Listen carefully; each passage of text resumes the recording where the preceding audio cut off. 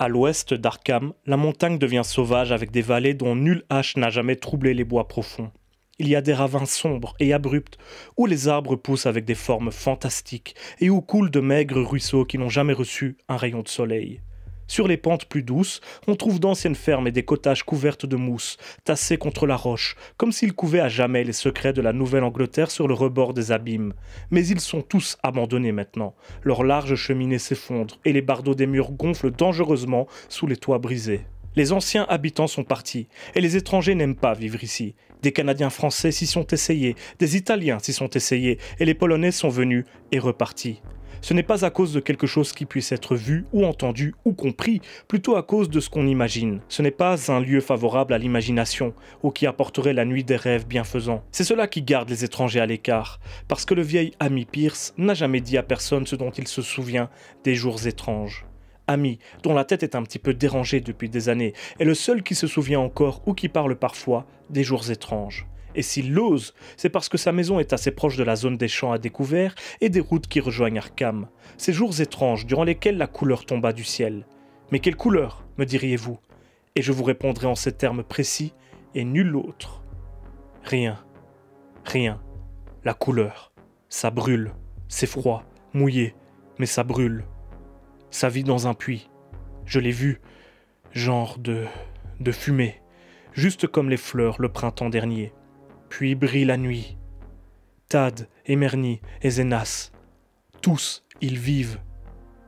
Ça bouffe la vie de tout. Dans cette pierre. Ça doit venir de cette pierre. Empoisonne tout autour. C'est pas ce que ça veut. Ce truc rond que ces types de l'université ont trouvé dans la pierre. Quand ils l'ont éclaté. C'était la même couleur. Juste pareil. Comme les fleurs et les plantes. Il doit y en avoir d'autres. Des germes. Graines. Ils poussent. Les ai vus la première fois là, cette semaine. On dut tirer fort pour Zenas, un garçon tout grand, plein de vie. Ça t'assomme l'esprit et te le vole. Te brûle dans l'eau du puits. T'avais raison là-dessus. Putain d'eau. Zenas n'est jamais revenu du puits. A plus pu en sortir. Te tire. Tu sais que quelque chose va arriver, mais ça sert à rien. Je l'ai vu au moment où ça a pris Zenas. Et pour Nabi, Ami, j'ai plus ma tête. Je sais plus depuis combien de temps je ne l'ai plus nourrie. Ça l'attrapera aussi si on ne fait pas attention. Rien qu'une couleur. Sa figure commence à briller de cette couleur quand c'est la nuit. Et ça brûle. Et ça suce. Ça vient d'un endroit où les choses ne sont pas comme elles sont ici. Un de leurs savants l'avait dit. Il avait raison. Méfie-toi, Ami. Ça peut sucer plus. Ça suce la vie. Bonsoir, amis de l'horreur, et bienvenue dans cette nouvelle critique glauque.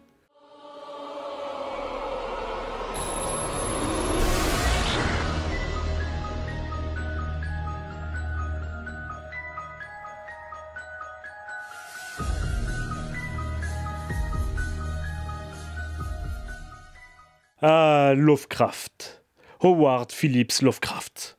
Vous êtes nombreux à me demander de parler de lui, et bien sûr que cela arrivera tôt ou tard, mais ça demandera un travail assez monstrueux, tant il a influencé de près ou de loin un grand nombre d'artistes, réalisateurs et scénaristes compris. Comment ne pas citer des cinéastes ô combien talentueux tels que John Carpenter, Guillermo del Toro, Brian Yuzna, Stuart Gordon, Takeshi Shimizu, David Cronenberg, Christoph Gans, etc. Que ce soit de véritables adaptations officielles, des hommages assumés, des clins d'œil furtifs ou des emprunts honteux, le cinéma de genre n'a eu de cesse de voir l'ombre sinistre de l'écrivain planer sur ses œuvres les plus terrifiantes. Mais malgré tous ces films possédant une filiation évidente avec le natif de Providence, ces récits restent encore aujourd'hui réputés quasiment inadaptables, profitant justement de l'imagination au maximum. Ils sont difficiles à mettre en image et les rares véritables adaptations qui en découlent se comptent sur les doigts de la main et sont pour la plupart des directs ou vidéos parfois assez honteux. Et si c'était parti pour changer? Vous avez tous certainement déjà entendu parler du projet de Del Toro d'adapter Les Montagnes Hallucinées au cinéma, et d'ailleurs on l'attend toujours avec impatience, mais il n'était peut-être pas le seul à bosser depuis tout ce temps dans l'ombre. Après plus de 10 ans de démarchage auprès des studios et de changements de scénario ardus, Richard Stanley nous offre sa propre adaptation d'une autre nouvelle du grand maître, La couleur tombée du ciel. Comment? Tu ne sais pas qui est Richard Stanley? Non, pas à moi gamin, hein, pas à moi. Je t'en ai parlé dans ma critique du film Hardware, tu sais, cette espèce de slasher post-apocalyptique avec un robot tueur. Si tu t'en rappelles, tu dois te souvenir que j'adore Richard Stanley. Et il n'avait plus rien réalisé depuis quasiment 30 ans. Et le voilà de retour, avec cette adaptation.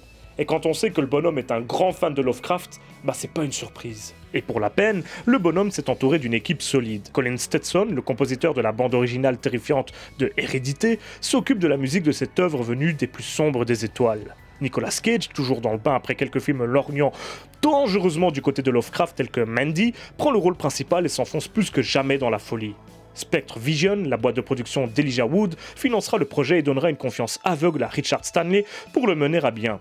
L'un des producteurs de la boîte dira d'ailleurs « Lovecraft est le père ténébreux de l'horreur moderne, et nous recherchons une adaptation qui capture la véritable étendue de son effroi cosmique depuis des années. Richard Stanley est un sorcier de l'image à part entière, qui saura adapter sans filtre à l'écran le talent de Lovecraft. » Et du coup, nous pouvons déjà vous dire que 2 suites devraient voir le jour. Si le troisième nous est toujours inconnu pour le moment, le deuxième devrait être une adaptation du roman L'Abomination de Dunwich, ou L'Horreur de Dunwich, c'est selon les traductions. Il serait déjà en préparation vu que Color Out of Space a plutôt bien marché, et en tout cas est rentré dans ses frais. En plus, vu qu'il a fait un joli bout de chemin au festival, ça gâche rien au plaisir, on va dire. Mais j'y pense. Peut-être que parmi vous, il y en a quelques-uns qui ne connaissent pas le pitch de départ de la nouvelle. Eh bien, laissez-moi vous le donner en sachant que, coïncidence, le pitch est le même que celui du film. Alors ça, c'est pas croyable. Nous suivons ici l'heureuse famille Gardner, qui vit dans une belle ferme de la campagne du Massachusetts. Un beau jour, une météorite embrase le ciel d'une couleur impossible à décrire avant de s'écrouler au beau milieu de leur propriété. Très vite, et malgré l'entrain des membres du petit clan pour un événement aussi spectaculaire, des événements étranges vont se produire. Transformation de l'environnement, aussi bien végétal qu'animal, la sensation d'une présence bizarre qui rôde dans les parages, comportement de plus en plus anormal de la part des Gardner qui paraîtront sombrer dans la folie. Un pitch simple, mais efficace. Enfin simple, peut-être pas tant que ça, vu que nous avons ici une histoire qui serait complètement basée sur une couleur qu'on ne connaîtrait pas et qui serait donc impossible à décrire. Et en effet, c'était le premier défi que l'équipe du film, Richard Stanley en tête, devait réaliser. Vu qu'il était évidemment impossible de créer une couleur de toute pièce, ils décidèrent de se rabattre sur les extrêmes limites du spectre visuel humain en utilisant les ultraviolets et les infrarouges, qu'ils mélangèrent à plusieurs reprises pour créer une sorte de magenta. Pour faire ressortir davantage l'étrangeté et l'anormalité de cette couleur, tout le début du film, avant l'apparition de la météorite, est composé de tons plus ternes, plus froids, souvent proches du gris ou du bleu pâle. L'idée étant que plus le film avancerait, plus les couleurs se montreraient chaudes, envahissantes et deviendraient angoissantes, instaurant un certain malaise de par leur nature particulière.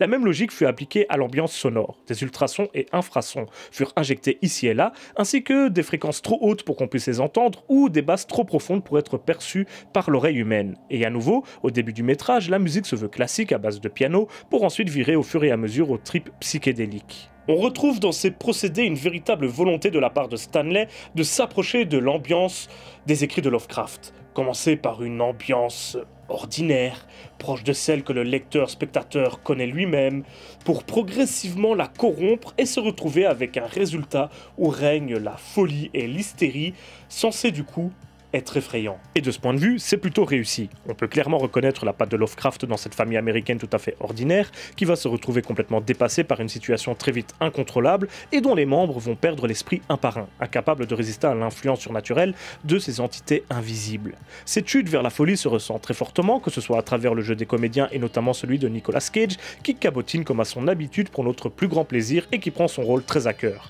où ce scénario et cette mise en scène qui parviennent de façon excellente à communiquer cette perte de contrôle aux spectateurs. Les événements de plus en plus étranges qui s'enchaînent, mais surtout la façon qu'ont les personnages d'y réagir, de moins en moins logique, de plus en plus désespérés, jusqu'à abandonner toute lutte. Car ce n'est évidemment pas un spoil que de vous dire que cette histoire finit mal. Autre point cher à Lovecraft. Dans ces récits, les humains ne sont rien de plus que des insectes, des marionnettes aux mains de créatures quasiment omniscientes ou omnipotentes, des pantins qui essayent de se débattre et de s'extraire d'un destin qui semble pourtant inéluctable. C'est là que se trouve la véritable horreur des textes de Lovecraft. Pas de fuite possible, pas d'espoir d'aide et encore moins de victoire contre les entités abjectes qui viennent vous tourmenter. Et le film respecte bien cette volonté-là, ce qui fait de lui un objet bien différent des productions hollywoodiennes dont nous sommes gavés à longueur de temps, ponctués de twists finaux victorieux et de happy ending quasiment systématiques. Un pari osé au cinéma, relevé avec maestria par toute l'équipe.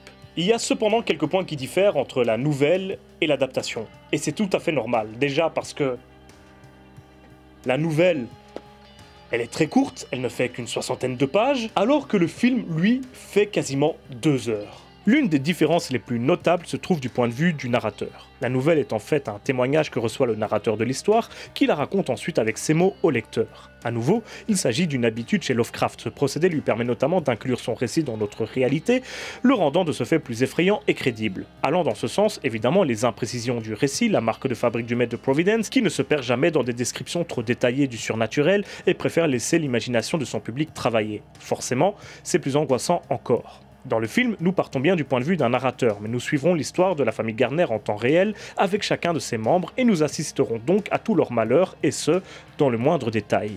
Le narrateur est d'ailleurs ici un nouveau personnage, inventé pour l'occasion, jeune hydrologue métis qui porte le nom de Howard Phillips, faisant à la fois référence à l'écrivain lui-même, Howard Phillips Lovecraft, mais aussi au personnage de la nouvelle, l'affaire Charles Dexter Ward. Si ce personnage est métis, ce n'est pas non plus tout à fait par hasard. En effet, il est là pour prendre un petit peu à revers les habitudes de Lovecraft, dont le racisme et la misogynie, qui sont désormais de notoriété publique, ont souvent influencé les écrits. Ne pas oublier que nous parlons ici de textes écrits dans les années 20 ou 30. C'était une autre époque, avec d'autres mœurs et d'autres mentalités. Richard Stanley a donc délibérément choisi de modifier ce genre de point de vue également. Aussi, l'introduction de la technologie propre à notre époque est évidemment un écart à la nouvelle de base, et l'utilisation d'Internet ou des téléphones portables permet également d'ajouter quelques ressorts effrayants supplémentaires, et ce, avec une certaine facilité. D'autres personnages diffèrent également. Dans la nouvelle, le père, nommé Nahum et non pas Nathan comme dans le film, a 3 fils, Thaddeus, Zénas et Merny, tandis que dans l'adaptation, il a 2 fils, Jack et Benny, ainsi qu'une fille, Lavinia, dont le prénom est également une référence à l'abomination de Dunwich d'ailleurs. Il a également une épouse nommée Teresa dans le film, Nabi dans le bouquin. Forcément, une petite actualisation des prénoms, rien de bien méchant. Il y a aussi le personnage d'Ezra, qui est un ajout inspiré par une connaissance extravagante de Richard Stanley. C'était un bonhomme qui vivait dans les Pyrénées françaises, comme Stanley, et qui enregistrait des sons bizarres qui provenaient soi-disant d'extraterrestres qui vivaient dans les montagnes, et qui est ici également une référence à la nouvelle Celui qui chuchotait dans les ténèbres. Un ajout un petit peu inutile selon moi, mais qui permettra vers la fin du métrage de proposer une séquence plutôt effrayante. Car laissez-moi vous le dire d'emblée, le film est angoissant. Il gère bien son suspense et nous oblige à assister, impuissants, au malheur incessant des personnages qui n'auront de cesse de s'enfoncer, et ce, sans qu'aucun d'entre eux ne l'ait mérité. C'est gratuit et odieux. Les métamorphoses que subiront les différents protagonistes seront douloureuses à supporter, en plus que d'insuffler la terrible idée dans l'esprit du spectateur que cela pourrait arriver à n'importe qui. Il suffit d'être au mauvais endroit, au mauvais moment. Mais pour proposer ces scènes terrifiantes, le film a dû faire quelques efforts pour sortir des habitudes de Lovecraft, ce qui sera pour certains un scandale, une honte, voire même un blasphème. Dans certaines séquences, Color Out of Space se montre particulièrement généreux en gore et en mutation, en monstruosité, tandis que les écrits du maître en sont moins friands et sont généralement plus subtils, gardant seulement quelques tout petits détails surnaturels, juste assez pour corrompre la normalité de l'univers présenté. Je dirais que c'est le passage obligé d'un média à un autre qui veut ça. Un livre écrit présente certains avantages et inconvénients qu'un film n'aurait pas, et vice-versa. À chacun de tirer parti des moyens qui sont à sa disposition, et de le faire le mieux possible. Et selon moi, Color Out of Space le fait très bien. Mais avant de vous en dire plus là-dessus, laissons à ma chère et tendre quelques secondes pour nous dire ce qu'elle en a pensé, ce qui deviendra d'ailleurs une habitude lors de mes futures critiques. Donc j'espère que vous apprécierez.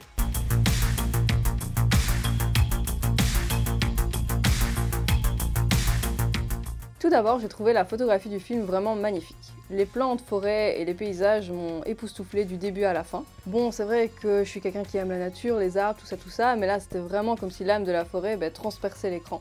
D'ailleurs, le film s'ouvre vraiment comme un conte, une fable qui est vraiment illustrée par de belles images avec une voix de narrateur qui nous transporte et qui nous permet de rentrer directement dans le film. Également, j'ai beaucoup apprécié les couleurs du film. Bon, vu le titre, fallait s'y attendre. Du coup, je trouve vraiment que le jeu de lumière et de contraste est très réussi. Ensuite, j'ai vraiment aimé les personnages. Donc on a affaire à une chouette famille assez étrange, avec une fille vraiment fascinée par l'obscur, l'étrange, que j'ai beaucoup aimé. Le jeu des acteurs est très bon. Donc la plupart des acteurs sont peu connus, sauf Nicolas Cage. Et ce qui est bien, c'est que Nicolas Cage prend pas le dessus sur les autres, et que du coup les jeunes acteurs peuvent vraiment exprimer la totalité de leur jeu. Et pour finir, j'ai trouvé que l'histoire était totalement barge, originale, décalée, enfin j'ai adoré. C'était la première fois que j'étais confrontée à l'univers de Lovecraft, et je peux dire que j'ai vraiment aimé. C'était totalement fou. Ça commence vraiment comme un rêve qui se transforme petit à petit en cauchemar avec des créatures vraiment insolites, des scènes totalement malsaines. Bon, faut accrocher, mais quand on accroche, c'est vraiment bien. Donc personnellement, c'est une expérience que j'ai beaucoup aimée. Donc si vous aimez la folie, voyez ce film. C'est une des raisons pour lesquelles je le recommande, mais aussi pour tout ce qui est photographie, jeu d'acteur, lama, arbre, enfin vous avez compris quoi. Voilà qui devrait ajouter une petite touche de féminité à cette émission, ainsi que, pourquoi pas, de temps en temps vous apporter un avis différent du mien. Serait-ce le cas cette fois-ci? Pour moi, Color Out of Space est une franche réussite. Déjà, de par son esthétique, il profite des décors naturels splendides de la campagne portugaise où il a été tourné, et la façon dont cette nature magnifique se retrouvera corrompue est juste splendide, aussi belle que terrifiante. Le maniement des couleurs que j'ai évoqué plus tôt opère à merveille, et les sentiments provoqués sont ceux souhaités par l'équipe. Que dire des mutations et autres horreurs que le métrage nous propose? Malgré un manque de budget qui se fait parfois ressentir, elles sont tout bonnement terrifiantes, rappelant dans une moindre mesure les transformations venues d'un autre monde de The Thing ou celles plus hautes en couleur de From Beyond. L'une d'elles particulièrement m'a convaincu, mais vu qu'elle est absente de la nouvelle, je ne compte pas vous la divulgacher ici. Niveau sonore également, le film réussit son pari. Commençant dans le calme presque cliché des productions Spielbergiennes, il finit dans l'hystérie la plus totale, rythmée par une cacophonie aussi exaltante qu'insupportable, histoire de nous forcer à accompagner un tout petit peu Nicolas Cage dans son voyage vers la folie.